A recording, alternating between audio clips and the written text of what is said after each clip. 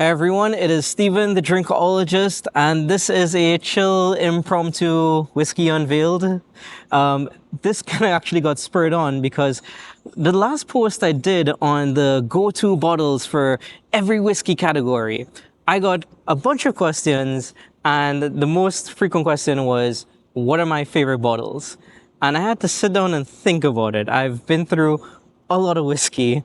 So I said, yeah, you know what? I'll just make a quick video, unedited. You're just going to get whatever it is I say here. As I said, this is going to be the Whiskey Unveiled Waffling Edition, right?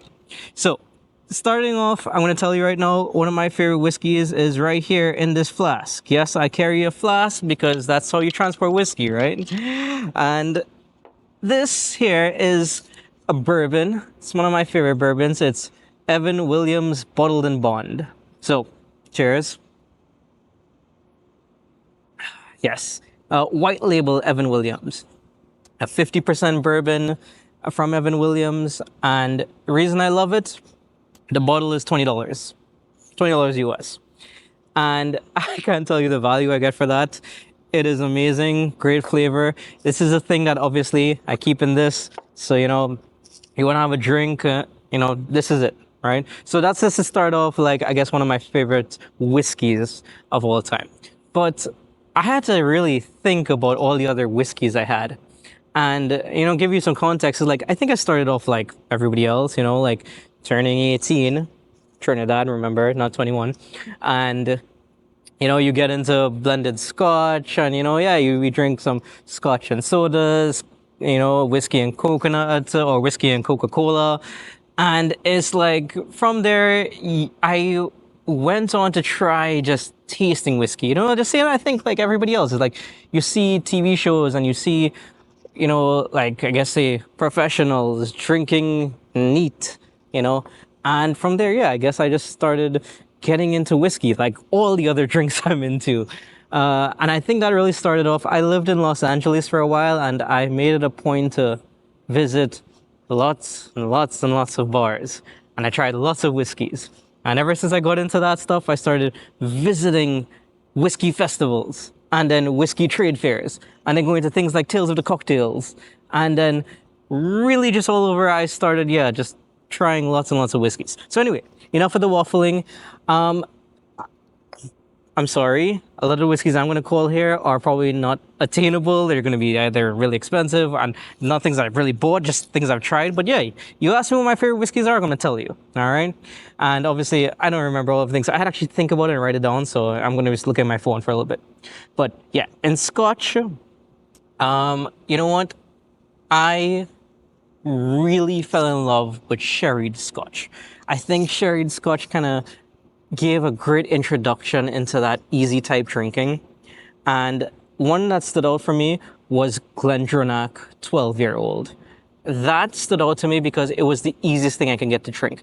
I think actually that was the whiskey that I got most of my friends who didn't drink neat like this. I said, hey, take a sip of this. And they were like, tasted it. And it didn't have quite that burn, but it had a sweetness that helped them to drink it. And they were like, oh, hold on, I like this. So I've gone through many bottles of that.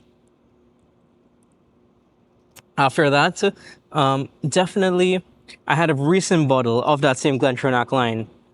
And I have this thing with vintage years and I like my birth year, 1993, if you didn't know. And yeah, I had a 1993 Glendronach, 28 years old, and it was beyond anything I ever tasted. I don't think old whiskey is necessarily better, but this one, oh my gosh, I can't tell you, like, it had the wood in that alone. It was a crazy thing. But anyway, let's continue on.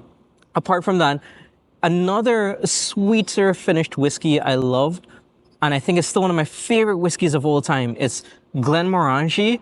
They did a Sauternes cask, and it's called Glenmorangie Nectar. And as I said, Sauternes is a fortified wine from France. It's very, very sweet. And they took the Glenmorangie line and they finished it in this Sauternes barrel. And I don't know what it is about the sweetness of it. It has an elegance. And I can talk about this whiskey forever. It's always been one of my favorite whiskeys. I think that is definitely like top 5 all time. Yeah. Then I have to tell you, listen to me. Nobody gets into peat right away. Maybe some people do. I did not. I remember I bought when I was getting into single malts and stuff like that, I bought a bottle of Lagavulin 16, and it took me 2 years to finish that bottle because I was not accustomed and I was not ready for it. But now, having acclimatized my palate to it, peated Scotch, so smoky Scotch, Isla, is some of my favorite of all time. And I guess too, I'm beginning to realize I think I have a bias because my favorite peated Scotch is Ardbeg Uigedial, which is, again, Ardbeg finished in a sherry cask. And, but yeah, that combination of sweet and smoke, love that bottle. I would drink that anytime. If I ever see it, I'll always drink it. Love that bottle. But yeah, Scotch. Bourbon, you see me here, drinking my Evan Williams Bottle and Bond, $20. Can't go wrong. And what else? I love the higher proof bourbons. Bourbon, because of the sweeter nature, I like higher proof to kind of get some more strength from it. I love Eagle Rare bourbon. And when I used to drink Eagle Rare bourbon back in like 2016, 2017, I could get bottles of Eagle Rare like $35 anywhere. No, it's hard to find one in a single store, and you're going to pay secondary prices upwards of $100 US sometimes. That is amazing. But I went to New Orleans at Tales of the Cocktails. This was about 2 years ago.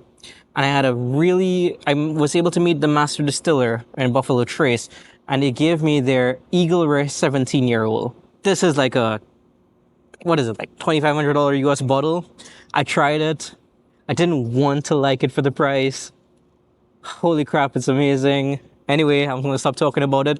But at that same trade fair, I was also able to try a rye whiskey called Sazerac 18-year-old. And that's another allocated $5,000 bottle. I want to stop talking about these bottles. You guys are going to hate me for this, right? But yeah, it was truly amazing when you can do things like that. Now, these bottles aren't actually like $5,000. I think they're way cheaper. You can get them for a couple $100. But because they're so limited and everybody wants them, it's impossible to find, and people sell them for ridiculous prices, right? Apart from that, I love barrel-proof cask strength bourbons as well. And one of my favorite is Larceny. I think you may have seen me talk about it there too. That is a peanut-y bourbon, and I love that peanut note. It's like salted peanuts, and it's like 62% alcohol. But I don't know, the combination of that I love, all right? Apart from that, some other stuff. Pretty good. Barrell, anything from Barrell. Barrell is a blending spirits. They do amazing stuff. I have to say I love everything from them. Anything from they start from about $50 and go up to like $100.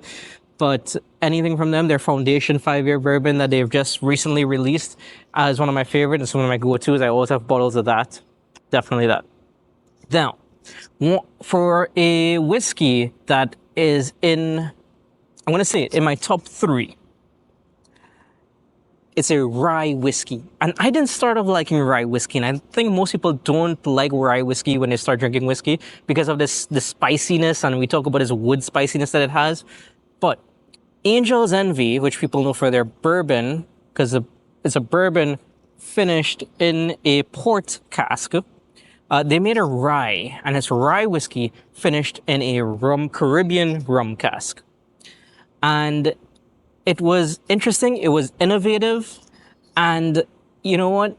It has all these baking spice notes, nutmeg, cinnamon. It tastes like Christmas to me, and I can't tell you, like, I love that whiskey.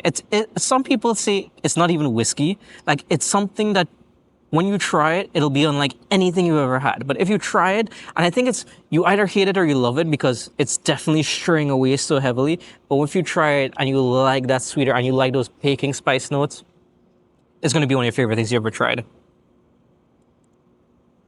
If you're wondering what this is, by the way, another rye I really love, Sagamore Double Oak Rye. Listen, I'm in the US here. You get a lot of bourbons and ryes, right?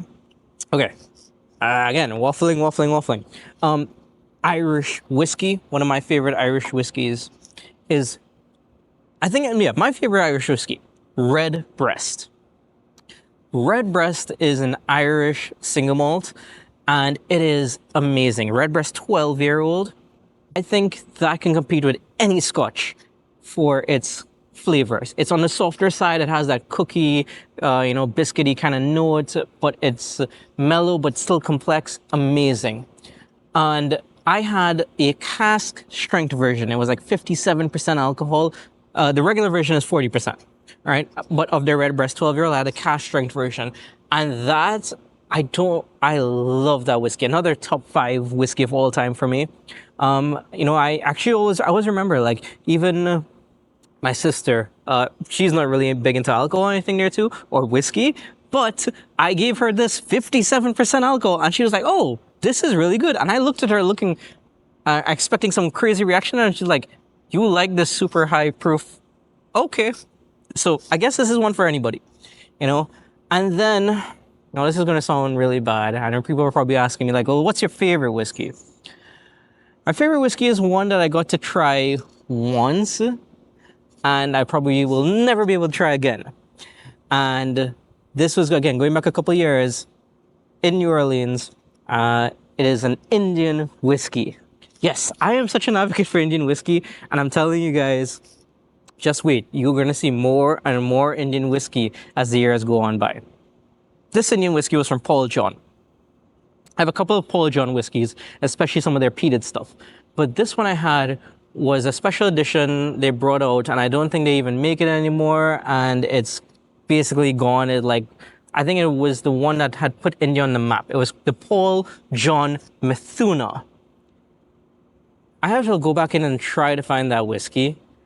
It was something, I don't know if I had an experience or something. I went to a higher level or something. I don't know. When I drank that whiskey, it was something like, I think I became obsessed. I was like, wait, this is Indian whiskey? This is unlike anything I'd ever tried. I don't know how to describe it to you. But yeah, I think that's probably one of the best whiskeys. But yeah, I have tried so many different whiskeys. Definitely past 4 figures at this point. And this is why I'm also doing this whole whiskey unveil thing to teach people. People have been asking me, if you see my bar at home, you'll know how much whiskey I have and how much I love whiskey.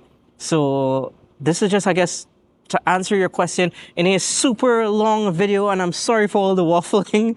But yeah, those are some of my bottles and I guess some bit of my whiskey journey. And yeah, stay tuned for some more whiskey unveiled and whiskey knowledge. And if it is you want to ask me any other whiskey questions or you want me to cover anything else at all, I will definitely touch on them. But yeah, until then, I will see you guys soon and with more content. Cheers.